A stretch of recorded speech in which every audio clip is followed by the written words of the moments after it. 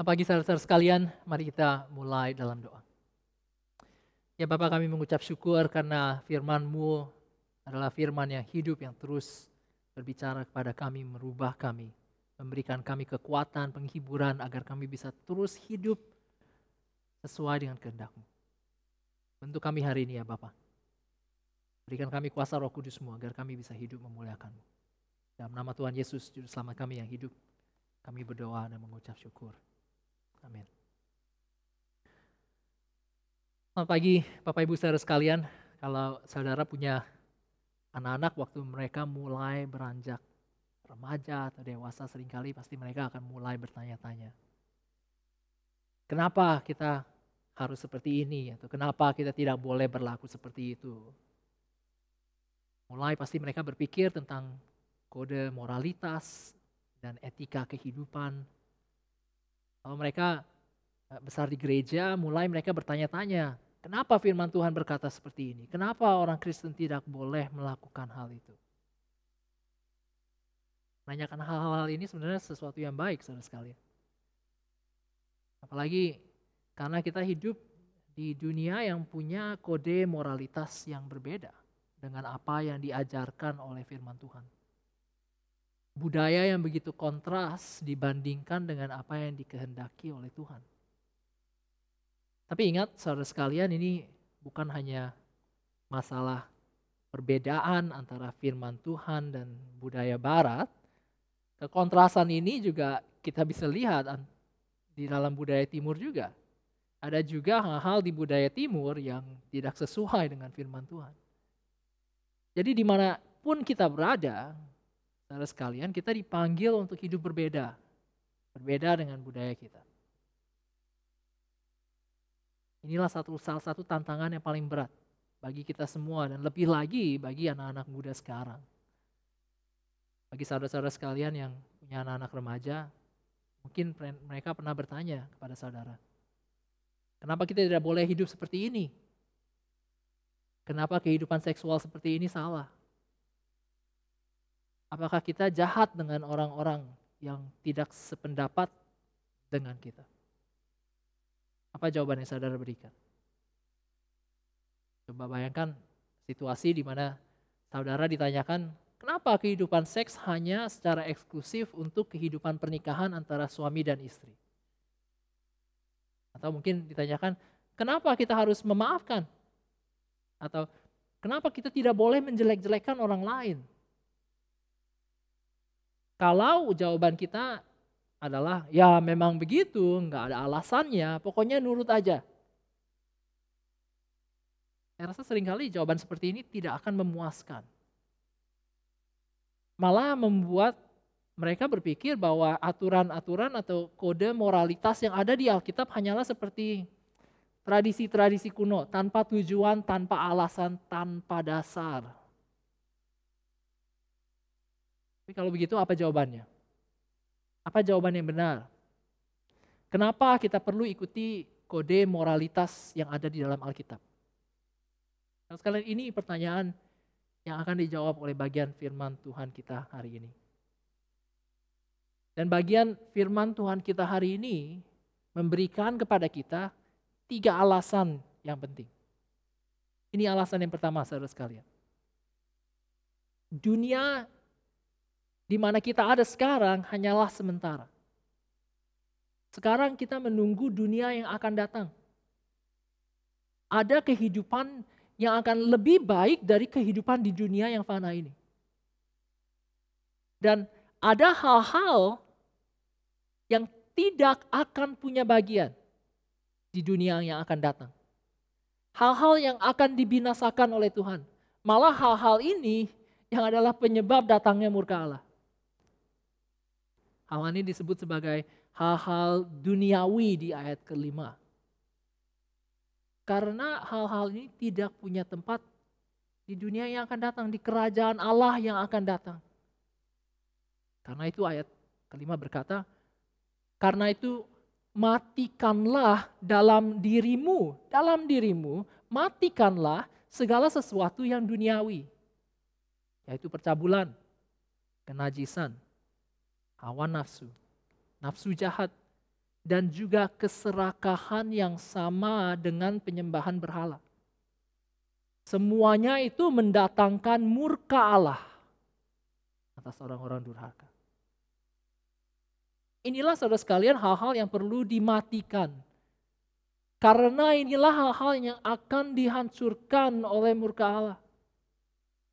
Semua ini saudara sekalian adalah tingkah laku yang perbuatan, cara berpikir yang berkata, kita tidak perlu Tuhan. Kita bisa cari jalan sendiri dalam kehidupan seksual, dalam berelasi, dalam hal prioritas kehidupan. Kita tidak perlu Tuhan, kita bisa cari jalan sendiri, kita bisa membuat norma-norma etika sendiri. Ini yang dikatakan oleh Alkitab sebagai dosa. Waktu manusia memberontak terhadap Tuhan, waktu Adam dan Hawa lebih percaya, lebih bersandar kepada pemikiran mereka sendiri daripada kata-kata Tuhan. Itulah yang mereka lakukan, inilah cara berpikir duniawi.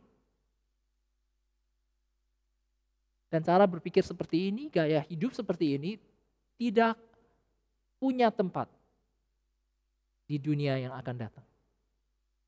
Karena semua hal-hal ini akan dihancurkan Tuhan. Karena itu saudara perhatikan di ayat kelima kita diperintahkan untuk matikanlah, kata yang keras, kita harus bunuh. Jangan sampai hal-hal ini diberikan oksigen, jangan sampai hal-hal ini hidup di dalam kehidupan kita. Terus kalian, dosa gampang kasih janji-janji yang besar. Tapi dosa tidak pernah memuaskan. Keserakahan sebagai contoh atau dalam bahasa Inggrisnya greed juga seperti itu. Memberikan janji yang besar, kalau saja saya punya uang lebih banyak, saya punya aset lebih banyak lagi, pasti saya akan puas, pasti saya akan cukup. Tapi kita tahu kita tidak akan pernah cukup. Kalau kita terus mengejar kekayaan dunia, kita tidak akan pernah puas. Dalam satu kitab 1 Timotius pasal 6 ayat ke-9 jelas dikatakan tetapi mereka yang ingin kaya terjatuh dalam pencobaan, ke dalam jerat dan ke dalam berbagai-bagai nafsu yang hampa dan yang mencelakakan, yang menenggelamkan manusia ke dalam keruntuhan dan kebinasaan. Bukannya memberikan kepuasan, tapi malah membawa kepada keruntuhan dan kebinasaan.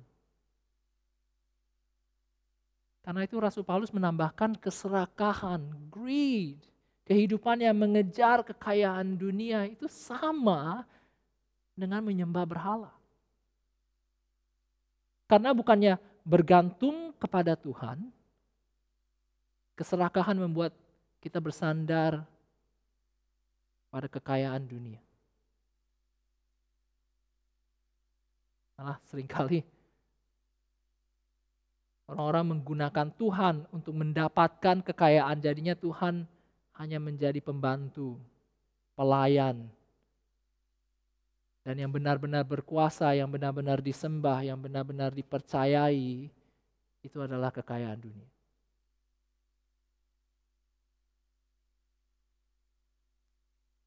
Terus sekalian, kenapa kita harus matikan? Kenapa kita tidak bisa hidup seperti ini? Karena hal-hal ini tempat mereka adalah kebinasaan.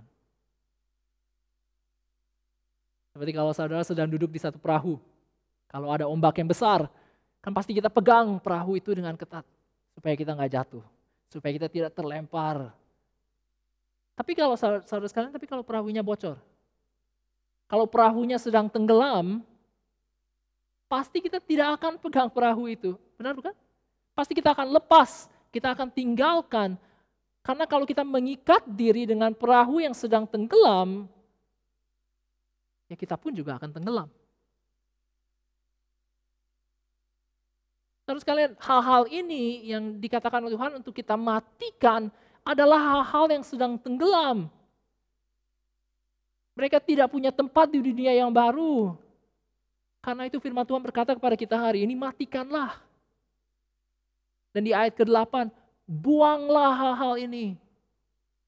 Ayat ke-8 dan 9, tetapi sekarang buanglah semuanya ini, yaitu marah, geram, kejahatan, fitnah, dan kata-kata kotor yang keluar dari mulutmu.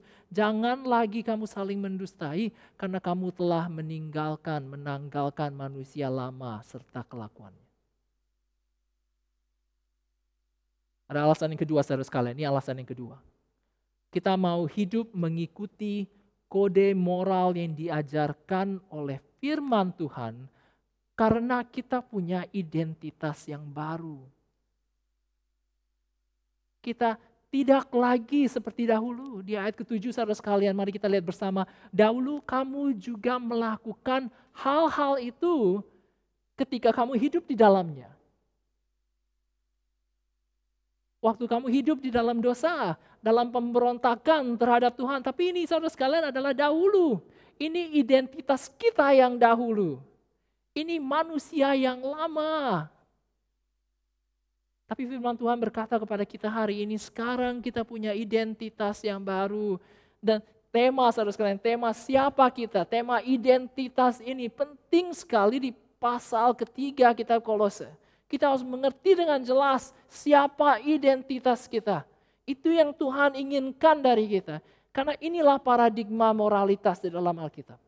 Dalam hal moralitas, dalam norma-norma kehidupan, di dalam Alkitab selalu dimulai dahulu dengan siapa diri kita dan dilanjuti dengan apa yang kita harus perbuat. Identitas kita yang pertama-tama, identitas kita yang akan menentukan cara hidup kita. Dan bukan terbaliknya. Karena agama-agama yang lain tidak seperti ini, saudara sekalian. Agama-agama yang lain pemikiran mereka berbeda. Agama-agama yang lain berkata, kalau kita ingin mendapatkan satu status atau satu identitas, sebelum itu kita harus hidup seperti ini atau seperti itu. Sebagai contoh, agama lain akan berkata kalau ingin masuk surga atau kalau ingin punya hidup yang penuh berkat, satu status. Kalau ingin punya status ini, kita harus hidup seperti ini dulu. Perlu punya kelakuan seperti ini dulu. Tidak boleh melakukan hal-hal ini atau hal-hal itu. Agama lain semua berkata tingkah laku atau gaya hidup itu yang akan menentukan status kita. Tetapi di dalam kekristenan ada satu paradigma yang berbeda. Tidak seperti itu, malah terbalik. Status kitalah yang akan menentukan tingkah laku dan gaya hidup kita. Ini penting sekali saudara sekalian. Ingat di pasal ketiga, ayat ketiga dan keempat. Inilah identitas kita, inilah status kita. Sebab kamu telah mati dan hidupmu tersembunyi bersama dengan Kristus di dalam Allah. Kristus, dialah hidup kita. Inilah sekarang status kita. Inilah yang Tuhan berikan kepada kita dahulu. Inilah yang datang pertama-tama. Inilah identitas kita. Inilah siapa kita sekarang. Status yang diberikan kepada kita oleh Tuhan. Kita tidak beli, kita tidak bisa dapatkan sendiri. Ini status yang diberikan oleh Tuhan secara gratis. Karena Tuhan Yesus mati dan bangkit kembali. Dan kita hanya bisa menerima dengan tangan-tangan kosong. Yang namanya iman. Dan dalam firman Tuhan, dalam paradigma yang diajarkan oleh Alkitab, inilah status kita karena ini identitas kita yang baru, karena itu kita harus hidup sesuai dengan status dan identitas kita yang baru ini. Identitas kita yang menentukan cara hidup kita. Di ayat ke-9 saudara sekalian berkata, jangan lagi kamu saling mendustai, karena kamu telah menanggalkan manusia lama serta kelakuannya dan telah mengenakan manusia yang baru yang terus-menerus diperbaharui untuk memperoleh pengetahuan yang benar menurut gambar Khaliknya atau gambar penciptanya. Terus sekalian bagi kita semua yang beriman, percaya, bersandar kepada Yesus. kita sudah diberikan satu status. Satu identitas yang baru, dan karena itu ada perubahan yang terjadi dalam kita. Tuhan bekerja di dalam kita untuk membuat manusia yang baru, menjadi satu ciptaan yang baru. Menjadi ciptaan yang seperti apa? Kita mau diciptakan untuk jadi seperti apa? Ayat ke-10 dikatakan, kita diperbaharui, memperoleh pengetahuan yang benar, menurut apa saudara sekalian? Gambar aliknya, gambar penciptanya. Kita diperbaharui, diciptakan menjadi ciptaan baru yang sesuai dengan gambar Tuhan, gambar Allah, gambar pencipta kita semua. Ini mengingatkan kita pada saudara sekalian pada kitab Kejadian. Ingat saudara sekalian waktu manusia diciptakan sesuai dengan gambar Allah, ya kan? Tapi manusia berdosa, gambar itu rusak. Kita tidak lagi bisa mencerminkan Tuhan dengan benar. Tapi sekarang Tuhan bukan hanya memperbaiki, sekarang Tuhan menciptakan sesuatu yang baru.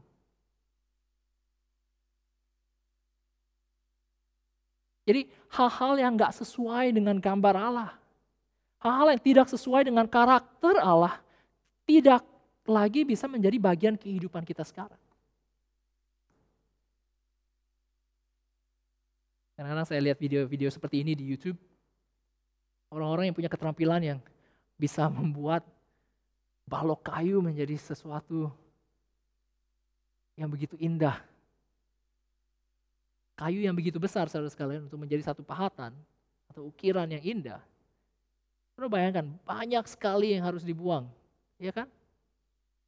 Banyak sekali yang harus dipahat, dipotong, dihilangkan. Hal-hal yang tidak sesuai dengan karakter yang ingin digambarkan harus dibuang, dipotong.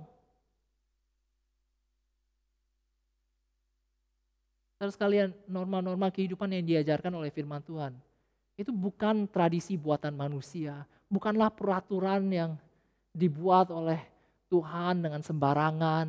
Ya, yang ini boleh deh, yang itu enggak. Moralitas kekristenan itu ada tujuannya, ada dasarnya, ada fondasinya. Moralitas ini datang dari karakter Tuhan sendiri. Dia perintahkan kita hidup seperti ini karena dia sedang membuat kita supaya menjadi seperti dia. Punya karakter yang sama, punya tingkah laku yang sama, punya sikap yang sama, punya hati yang sama dengan dia. Inilah identitas kita. Kita sudah disatukan dengan Yesus. Dijadikan ciptaan baru sesuai dengan gambar Tuhan. Karena itu kita hidup sesuai dengan karakternya. Karena itu kita harus buang hal-hal yang tidak sesuai dengan karakter Tuhan. Kita harus pakai, kita harus lakukan hal-hal yang sesuai dengan karakternya. Karena itu kita kenakan belas kasihan dan kemurahan dan kerendahan hati dan kelemah lembutan dan kesabaran.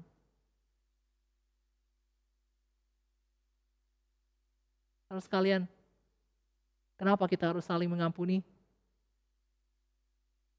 Kenapa hidup kita harus dipenuhi dengan kasih? Karena pencipta kita seperti itu. Nah, ini alasan yang ketiga saudara sekalian.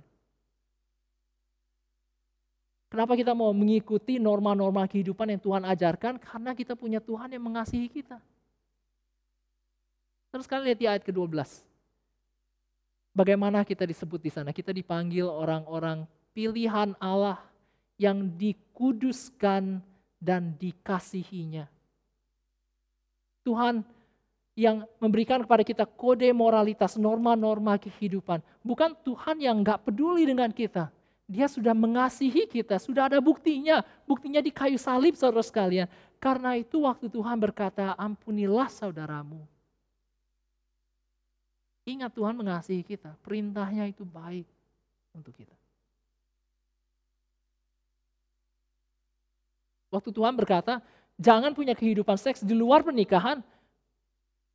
Ingat Tuhan mengasihi kita. Perintahnya baik untuk kita.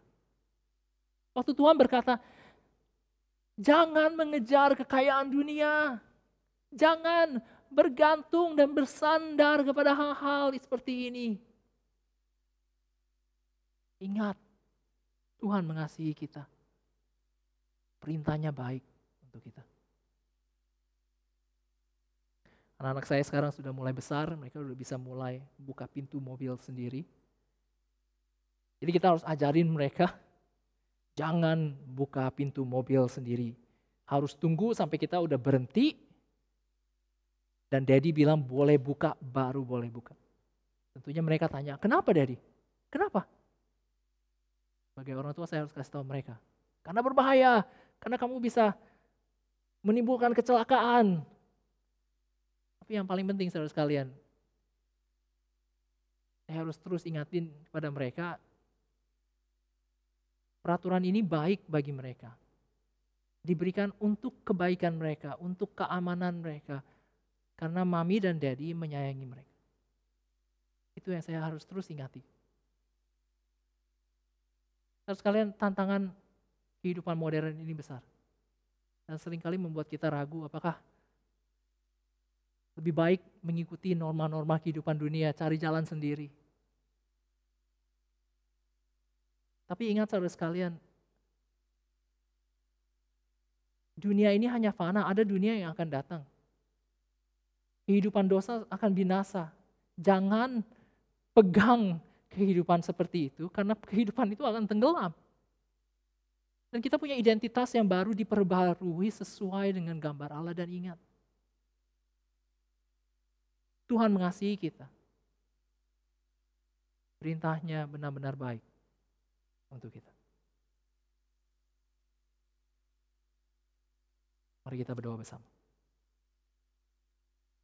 Ya Bapa, kami mengucap syukur.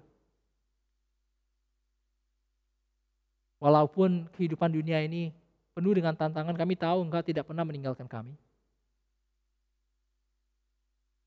Kami tahu Engkau terus menyertai kami. Kami tahu peraturan-peraturan-Mu, aturan-aturan yang diberikan, norma-norma kehidupan, kode moralitas yang Engkau ajarkan dalam firman Tuhan itu adalah baik bagi kami. Ingatkan kami hal ini terus ya Bapa, supaya kami benar-benar bisa percaya kepada-Mu. Kami bisa bukan hanya percaya, tapi bisa melakukan. Ajar kami terus untuk membuang, untuk mematikan hal-hal yang tidak sesuai dengan karaktermu. Ajar kami supaya kami terus bisa mengenakan manusia yang baru, identitas yang baru yang Kau telah berikan. Penuh dengan kemurahan hati, penuh dengan kasih, penuh dengan pengampunan, penuh dengan kelemah lembutan. Karena hal-hal ini adalah hal-hal yang sesuai dengan karakter-Mu, dan Engkau sedang membentuk kami, memperbaharui kami, menjadikan kami satu ciptaan yang baru. Ajar kami ya Bapak, agar kami bisa seperti-Mu. Dan ingatkan kami terus ya Bapak, bahwa semua hal ini adalah baik bagi kami. Kami berdoa, mengucap syukur. Dalam nama Tuhan Yesus, Juru Selamat kami yang hidup. Amin.